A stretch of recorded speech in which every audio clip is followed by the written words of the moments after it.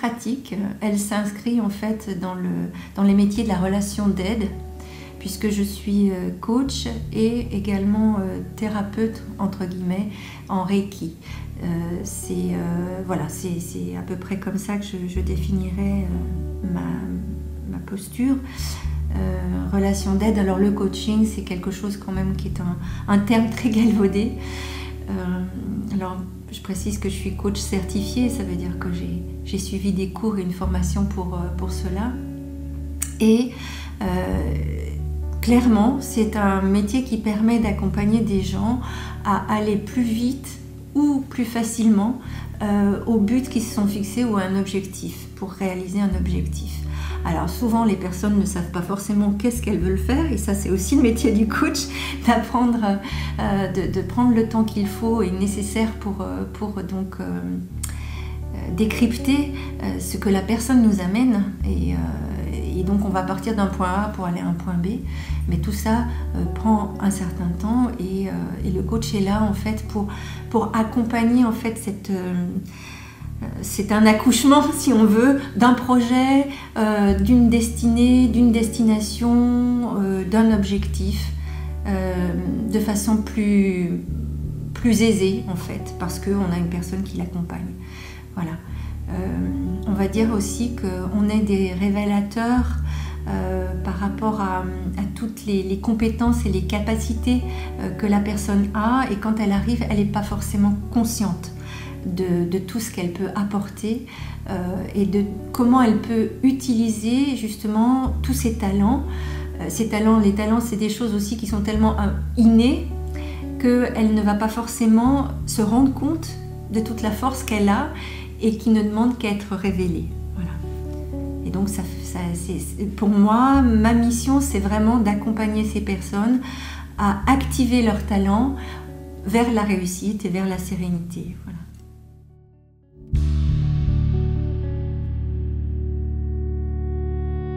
Pour ce qui est du coaching, on ne peut pas parler de thérapie parce que c'est vraiment différent d'une thérapie. C'est vraiment effectivement une relation d'aide, mais on ne peut pas parler de thérapie.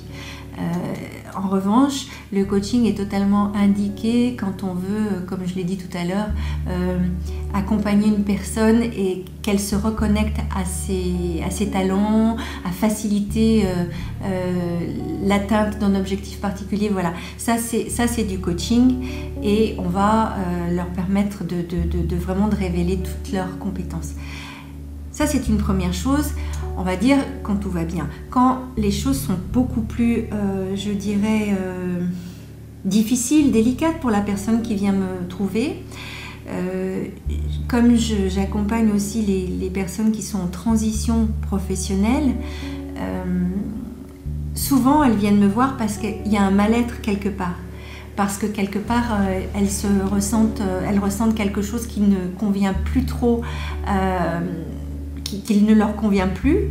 Elles ont envie de trouver une solution à leurs problèmes, et en fonction de là où elles se situent, c'est-à-dire il y a des personnes qui sont quand même pas loin du burn-out ou qui y sont déjà par exemple, et là je vais plutôt proposer la thérapie, je vais plutôt proposer le Reiki qui va apporter vraiment un bien-être, un lâcher-prise, qui va apporter vraiment de la détente, parce que c'est vraiment un soin qui va en premier lieu apporter beaucoup de relaxation en fait. Entre autres, hein, ça ne traite pas que ça le Reiki, mais moi c'est la manière dont j'ai de l'utiliser par rapport à ce lien que je fais avec le coaching et avec les personnes qui viennent me voir. Voilà. Donc plus de bien-être. Et à qui s'adresse votre thérapie? Je dirais que chaque personne qui a envie de changer quelque chose dans sa situation. Un coaching, voilà, on part d'une situation donnée et on veut aller vers quelque chose d'autre. Le Reiki, c'est un petit peu ça aussi, finalement, c'est qu'il y a un phénomène de mal-être, où il y a une douleur, par exemple, ça peut être physique, hein, ça peut être émotionnel, ça peut être aussi un chagrin. Tout ça peut être accompagné en Reiki. Donc, et en même temps, on n'est pas obligé d'aller mal hein, pour bénéficier soit d'un coaching, soit du Reiki. C'est juste d'aller mieux, c'est ça l'objectif. Oui.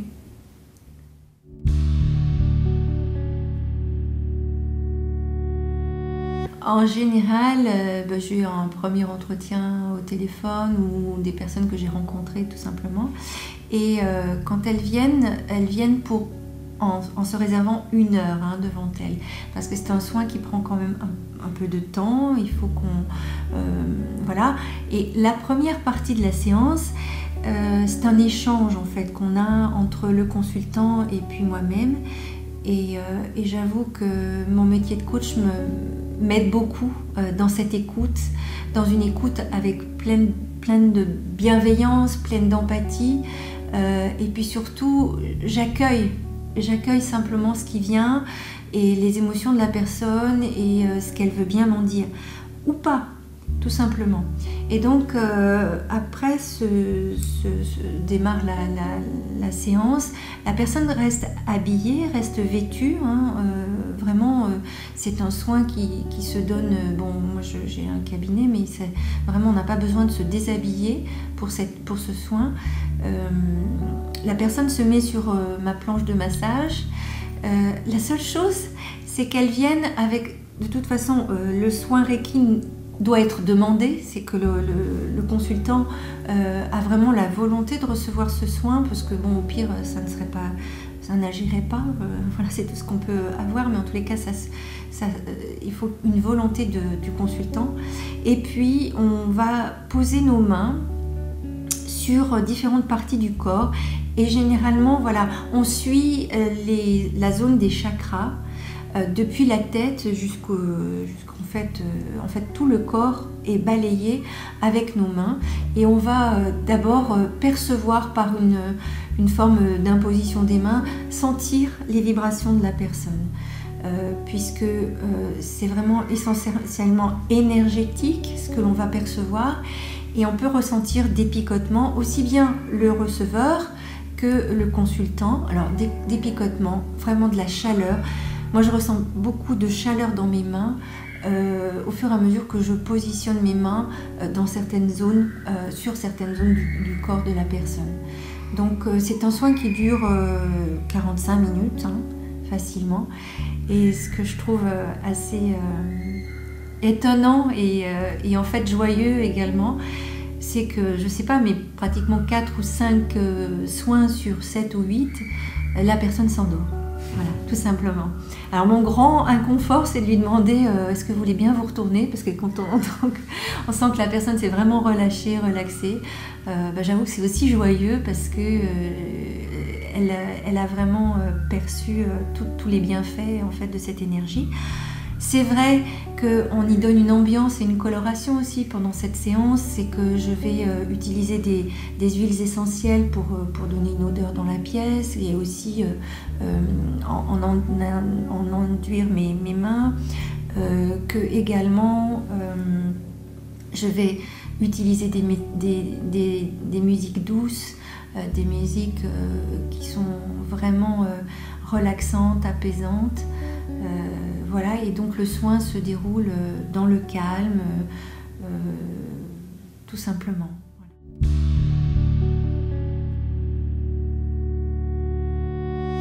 C'est du développement personnel, tout simplement. Ça, c'est une première recherche pour moi. Et également parce que j'ai connu aussi des difficultés dans mon travail et que j'ai recherché des réponses.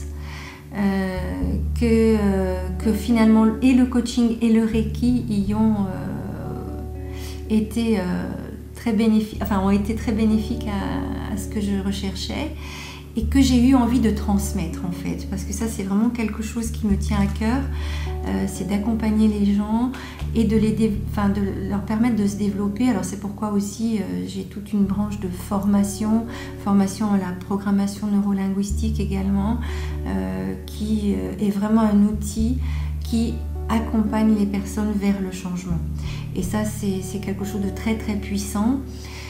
Et pour moi toutes ces techniques-là ont fait sens, parce que j'accompagnais des gens aussi dans leur transformation, dans la mobilité professionnelle, et que ma plus grande joie, je dirais, c'est de voir les gens rayonner dans ce qu'ils font et d'être vraiment dans le meilleur potentiel en fait, la meilleure version d'eux-mêmes en fait, et de retrouver aussi sens à leur vie, sens à ce qu'elles font.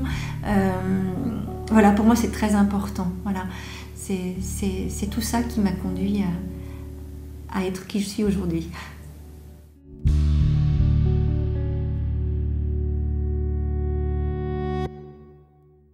J'ai vraiment saisi l'opportunité avec sans limite, sans frein, vraiment. Ça m'a fait vraiment plaisir de me positionner et de prendre un stand. Alors, par rapport à moi, c'est pour rencontrer un public que j'ai eu du mal à contacter, puisque je viens du monde de l'entreprise et que c'est pas mon monde habituel que de rencontrer des particuliers. Et que là, justement, ça m'ouvre, c'est une opportunité pour moi, en tout cas c'est comme ça que je le prends, pour aller rencontrer des gens différents de ceux que j'ai toujours côtoyés, puisque ça fait seulement 2 ans que j'ai commencé, je me suis installée en indépendante, et que non seulement je continue de prospecter au niveau des entreprises, mais ce salon-là me permet d'ouvrir des opportunités au niveau des consultants et des particuliers. Et je trouve que c'est un public très très intéressant, très varié. Et ça me fait du bien de pouvoir aussi être proche d'autres partenaires et collègues peut-être, mais des gens aussi qui font quelque chose de complètement différent. Donc j'ai croisé des sophrologues, j'ai croisé des gens aussi qui vendent des pierres, puisque bon, le Reiki, on travaille beaucoup aussi sur l'énergie et sur l'énergie des cristaux par exemple. Il y a tout un tas de phénomènes qui se conjuguent ici, et comme je me dis que tout est un tout, et que je suis prête à vraiment accueillir au mieux tout ce que l'univers nous envoie et comment on peut le retransmettre, puisque ça c'est vraiment quelque chose qui me tient à cœur aussi. C'est aussi une partie de mon métier, puisque je suis formatrice également. Et là, donner, partager et faire en sorte que cette belle énergie circule.